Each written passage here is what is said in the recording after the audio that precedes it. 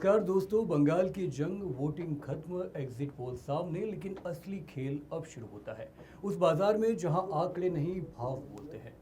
राजस्थान का मशहूर फलोदी सट्टा बाजार आखिर किसे बना रहा है मुख्यमंत्री? क्या पलट जाएगी पूरी कहानी? आइए समझने का प्रयास करते हैं। दोस्तों, बंगाल विधानसभा चुनाव में इस बार मुकाबला सिर्फ वोटों का नहीं बल्कि धारणा और माहौल का भी है। पहले चरण में रिकॉर्ड 93% और दूसरे चरण में 91% मतदान में साफ कर दिया है कि जनता ने खुलकर अपनी बात कही है। लेकिन अब नजरों टिकी है उस बाजार पर जिसे राजनीतिक गलियारों में अनौपचारिक एग्जिट पोल कहा जाता है।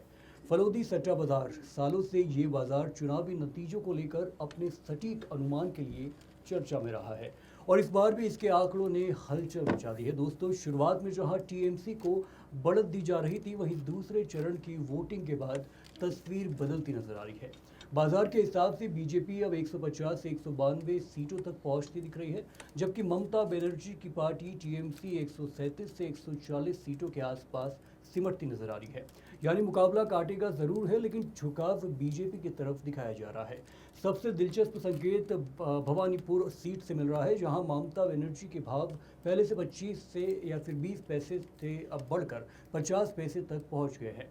सट्टा बाजार की भाषा में इसका मतलब साफ है कि स्थिति पहले से कमजोर मानी जा रही है। अगर बाकी राज्यों की बात करें तो असम में बाजार पूरी तरह बीजेपी और उसके गठबंधन के पक्ष में नजर आ रहा है, जहां उसे करीब 98 से 100 सीटों का अनुमान दिया गया है। वहीं कांग्रेस काफी पीछे 24 से 26 सीटों तक सिमटती नजर आ रही है। तमिलनाडु में तस्वीर उल्टी है, जहां एनडीए को करीब 100 सीटें और इंडिया गठबंधन को 140 सीटों की बढ़त दिखाई जा रही है। जबकि केरल में भी बाजार का रुख यूडीएफ की ओर झुका हुआ है, जहां उसे करीब 80 सीटें और एलडीएफ को लगभग 60 सीटों पर बताया जा रहा है।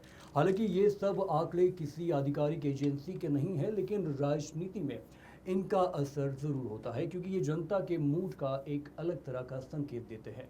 और सबसे बड़ी बात, मतगणना तक ये आंकड़े कभी भी बदल सकते हैं। तो क्या बंगाल में बदलने वाली है सत्ता की हवा, या फिर आखिरी बाजी ममता बनर्जी ही मारेंगी?